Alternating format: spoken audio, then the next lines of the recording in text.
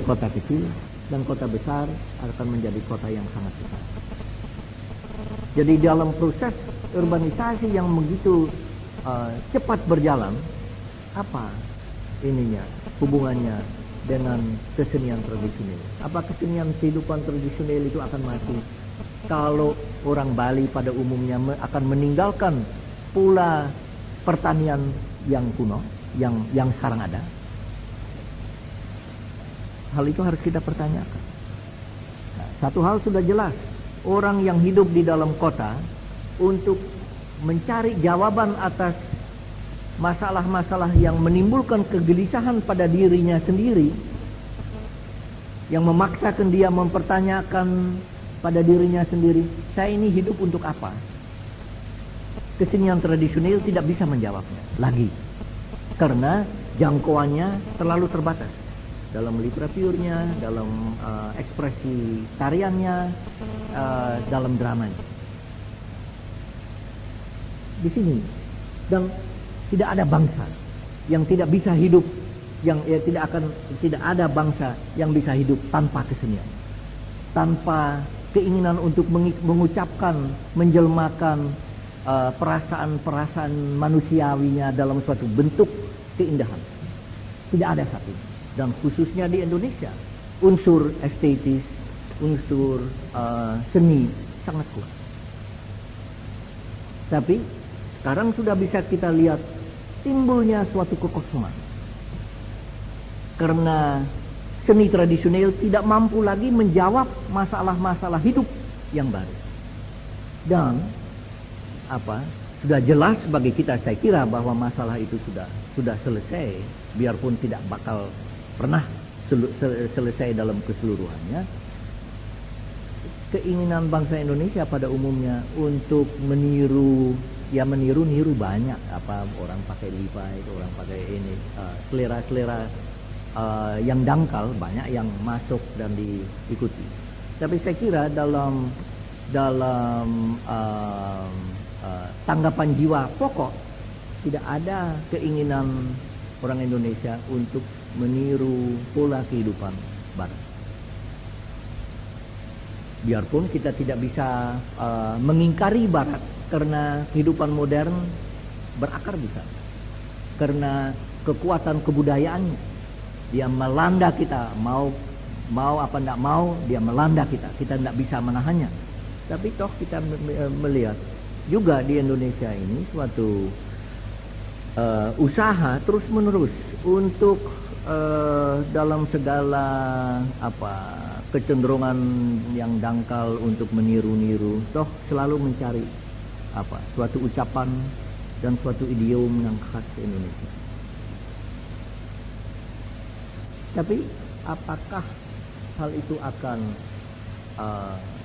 cukup, atau reaksi-reaksi yang spontan itu akan cukup untuk menjawab kekosongan hidup yang sekarang sudah mulai kita lihat di dalam generasi muda, di dalam kehidupan kesenian? Kita sudah melihat tanda-tanda pemiskinan kebudayaan, baik di daerah pertanian maupun di daerah perkotaan. Kalau dulu saya masih ingat, waktu saya anak kecil, saya datang, asal usul saya dari suatu desa di antara Madiun dan Ponorogo. Waktu saya masih kecil, sering saya dengar pada malam hari petani-petani yang menyanyi mocopat, uro-uro. Sekarang hal itu hampir tidak terdengar lagi. Habis panen, si petani kaya tidak lagi nanggap wayang, dia cukup nyewa kaset, loudspeaker beberapa, dan ngundang tamu, suara keras dipasang. Dulu kalau di daerah pedesaan, kalau bulan terang, anak-anak pada keluar main macam-macam permainan anak. Sekarang tidak ada. Salah satu pengaruh yang merusak kebiasaan itu adalah sekolah, karena sekolah menjadi pembawa kebudayaan kota. ke dalam desa yang tidak ada kaitan sama sekali dengan kehidupan kebudayaan asli. Dan disitulah ada sebenarnya ini suatu hal yang bisa kita cegah terjadinya kehampaan kehidupan kesenian dan kebudayaan di daerah pedesaan, karena sistem sekolah kita, sistem pengajaran kita itu tidak nyambung kepada kehidupan. Dapat kita lihat apa akibatnya. Apa di desa saya ada beberapa anak jebolan SMP kerja di sawah tidak mau, pergi ke kota untuk bersaing mencari pekerjaan tidak berani, jadi tinggal di sana, minta uang dari orang tua, pakai sepatu, pakai jam tangan, tidak kerja. Orang tidak berani, orang yang sudah kehilangan dirinya sendiri sebagai manifestasi daripada pemiskinan kebudayaan di daerah pertanian, apalagi di daerah kota yang kita lihat.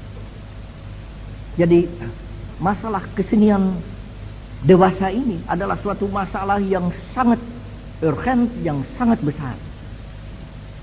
Dia berpautan dengan masalah, dengan pertanyaan bagi setiap orang muda sekarang ini. Arti kehidupan saya apa? Gambaran hari depan saya apa? Nah, masalah ini akan menjadi lebih besar lagi. Kita sekarang di Pulau Jawa saja, kita ambil ya, berapa? 75 juta. Di dalam 35 tahun jumlah penduduk akan berlipat ganda. Nah, artinya setiap desa akan menjadi kota kecil. Setiap kota kecil akan menjadi kota besar. Seluruh Pulau Jawa boleh dikatakan tempat tanah untuk mengadakan pertanian tradisional hampir tidak akan ada.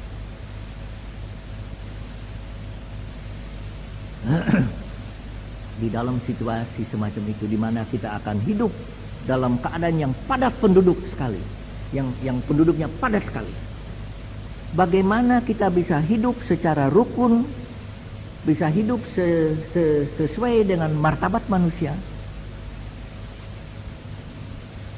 Bagaimana kita bisa hidup dengan suatu cara dan tetap miskin, jangan lupa, tetap miskin, dengan suatu cara yang toh memberi kepuasan hidup, yang toh beri makna kepada kehidupan kita masing-masing. Artinya kita akan harus memperkembangkan kebudayaan kita sedemikian rupa sehingga hal itu mungkin, menjadi mungkin. Nah, masalahnya apa? Tidak mudah, sangat kompleks.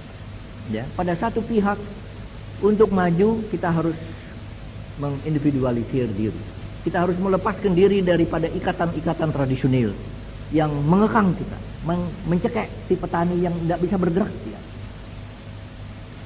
Itu harus terjadi. Pada pihak lain, karena kita akan hidup dalam kepadatan yang begitu tinggi, kita harus bisa kerjasama. Artinya pada satu pihak individualisasi dan kemampuan berkompetisi, bersaing.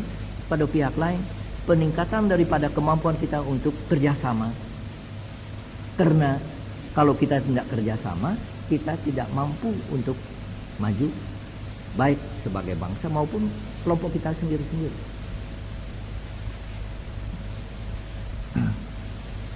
Ruang hidup kita masing-masing sebagai seseorang akan menjadi kecil. Sesak perasaannya. Bagaimana kita bisa memperkembangkan kebudayaan kita yang sehingga mungkin kita hidup dalam keadaan yang sesak itu tanpa menjadi gila, tanpa menjadi ingin untuk mengamuk. Ini masalah. Untuk itu saya kira kita harus memperkembangkan dengan menciutnya ruang luar, kita harus memperkembangkan ruang dalam, yaitu via dengan jalan meningkatkan kemampuan bangsa kita untuk melihat dan menikmati keindahan, dengan kemampuan yang lebih meningkatkan kemampuan kita untuk humor, meningkatkan kemampuan kita untuk mencari makna hidup melalui pengalaman religius. Saya kira pengembangan daripada ruang dalam kita masing-masing itu akan menjadi suatu keharusan, dan para seniman mungkin memegang kunci untuk itu. Nah, masalahnya apa sanggup? Ada kesanggupan itu. Apa betul kebudayaan Indonesia mampu menelurkan seniman-seniman yang bisa yang memungkinkan perkembangan kebudayaan semacam itu, yang memungkinkan kita untuk hidup sesuai dengan pola manusiawi, derajat kemanusiaan, martabat manusia di dalam situasi yang sangat padat, yang serba kekurangan dari sudut material, tapi yang toh mencerminkan suatu kebanggaan pada diri sendiri, suatu respect terhadap diri sendiri. Nah, untuk itu sudah jelas bahwa seniman itu harus mampu mengisi kekosongan yang sekarang sudah kelihatan. Kalau seni tradisional itu tidak mampu lagi untuk mengisi atau menjawab kegelisahan-kegelisahan yang ada pada orang di kota, dia harus meluaskan jangkauan daripada seni tradisional. Pertama dengan eksperimentasi,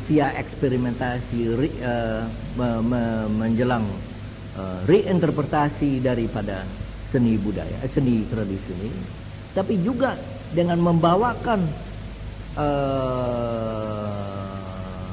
wujud seni modern, misalnya teater modern dengan segala peluang-peluang baru ke dalam lingkungan hidup yang masih terikat kepada kesenian tradisional, untuk melihat sampai di mana perkenalan dengan modalitas, dengan cara-cara ucapan dan metode-metode kesenian modern, kemampuan kesenian tradisional untuk menjawab persoalan-persoalan modern bisa ditingkatkan, atau sampai di mana bentuk-bentuk seni modern itu bisa berkembang tanpa memotong kaitannya dan tanpa menyambung dengan lingkungan hidup tradisional. Saya kira itu boleh dikatakan tantangan yang dihadapi oleh seniman modern. Sampai di mana dia bisa? Apakah film di Indonesia tidak lain daripada tiruan film-film di Hong Kong dan sendirinya merupakan tiruan dari film-film Amerika, cuma dengan fairness yang sangat dangkal? Ataukah kita mampu memperkembangkan film sedemikian rupa sehingga dia menjadi unsur yang hidup di dalam kehidupan orang di daerah pedesaan dan rakyat kecil di kota-kota besar? Ini yang menjadi persoalan. Saya kira salah benar kalau seniman modern orientasinya hanya kepada elite Indonesia, yang seleranya sebenarnya sudah jauh daripada keperluan, kekosongan dan kegelisahan daripada masyarakat dan bangsa kita sendiri. Sudah barang tentu setiap seniman modern harus menjelajahi keseluruhan daripada kesenian modern. Dia harus memilikinya, tapi bukan untuk menirunya, tapi untuk menggunakannya sebagai bahan menjawab kegelisahan masyarakat pada sekarang ini, memberi rasa ketentuan di hati sebagai jawaban atas kesulitan-kesulitan di dalam masa peralihan. di mana setiap manusia boleh dikatakan bertanya, saya ini siapa? Anak saya ini akan menjadi apa?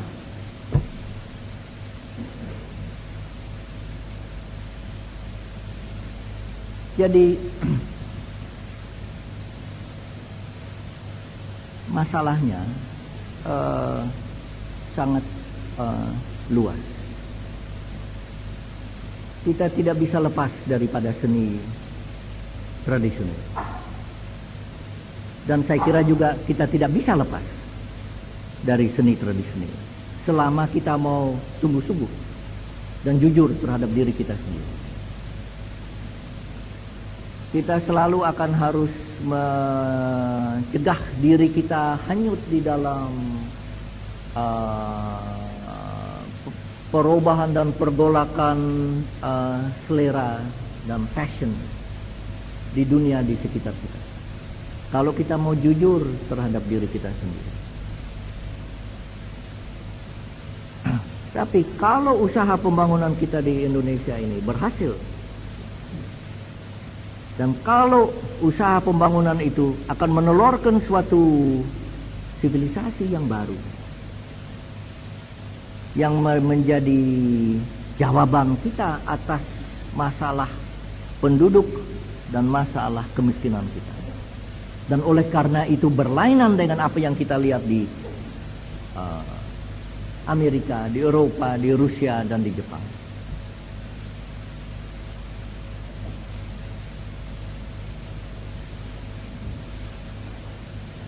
Hal itu akan tergantung untuk sebagian sangat penting daripada keberanian dan kreativitas daripada seniman modern, seniman dewasa ini.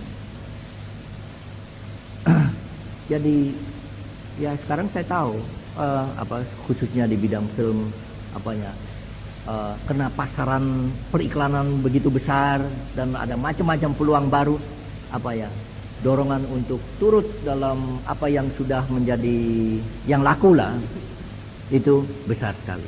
Oke, tidak ada yang bisa dan berhak menyalahkan urusan itu. Asal saudara-saudara menyadari bahwa persoalan itu, bahwa dengan hal itu persoalannya belum selesai bagi saudara. Sebagai contoh ya, kita bicara tentang TV. Tentang TV, satu saluran, programnya ditentukan oleh selera orang Gedongan. Ditujukan sebenarnya pada orang Gedongan dengan segala harapan dan keperluannya, tapi dilihat oleh jutaan orang yang sebenarnya hidup jauh daripada lingkungan Gedongan itu di kota. Persoalan bagi kita, ya kita harus untuk makan, ya kita bikin film-film untuk iklan, kita bikin situation comedy untuk itu ada fungsinya juga, itu tidak saya sangka. Tapi kita juga harus bertanya, sampai di mana TV itu bisa menjadi bukan saja alat orang Gedongan untuk menghibur diri, tapi bagaimana TV bisa menjadi alat pencarian dan penjelmaan rakyat kecil. Ini masalah pokoknya. Dan itu bisa seandainya kita membuka suatu saluran kedua. Dan kalau programming untuk saluran kedua didesentralisasi dan dikaitkan kepada usaha-usaha yang hidup di dalam desa-desa, di dalam kota-kota kecil. Mereka, bukan hanya mereka turut menentukan programnya, mereka yang menjadi pelaku daripada program-program itu. Dan bukan orang-orang yang tinggal di kota-kota besar. Desentralisasi daripada jalan komunikasi elektronik ini, saya kira merupakan suatu mempunyai potensi bukan hanya untuk menghibur orang, tapi untuk membebaskan rakyat kecil kalau dipakai. Dan kalau para seniman dan tentu para perencana komunikasi mengerti tantangan yang dihadapinya.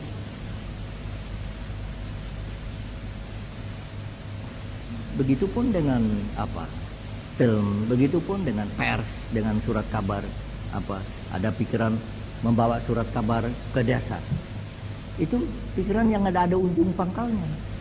Yang penting yaitu bahwa orang desa dan orang kota kecil bisa membuat semacam koran mengenai lingkungan sendiri, mengenai orang-orang yang hidup di dalamnya, yang memberitakan bahwa si anu mempunyai anak hari ini, atau mantu hari itu, harga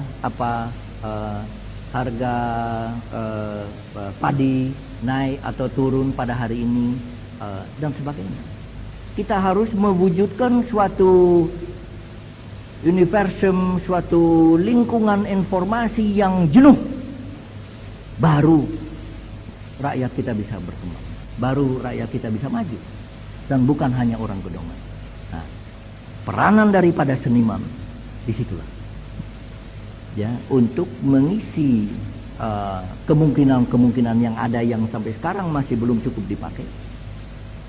Untuk sebagian karena para seniman modern sendiri kurang menyadari apa permasalahannya. Kedua, untuk menjawab kegelisahan hidup yang dirasakan oleh banyak orang di Indonesia.